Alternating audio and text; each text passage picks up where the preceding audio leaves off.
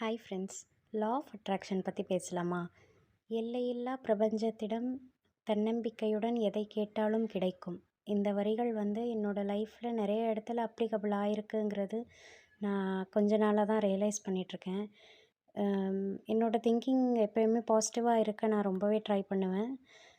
அந்த மாதிரி positive thinking இருந்தால் தான் நம்மளோட லைஃப்பை நம்ம எப்படி நினைக்கிறோமோ அப்படி கொண்டு போக முடியுங்கிறது என்னோடய தாட். எப்போவுமே பாசிட்டிவாக திங்க் பண்ணணுங்கிறது என்னோடய ஸ்ட்ராங் ஒப்பீனியன்.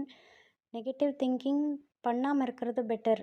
ஏன்னா நெகட்டிவ் திங்கிங் பண்ணிகிட்டே இருந்தோம்னா அதுதான் அட்ராக்ட் ஆகி நடந்துகிட்டே இருக்குமே தவிர பாசிட்டிவ் பக்கமே நம்ம போக முடியாது.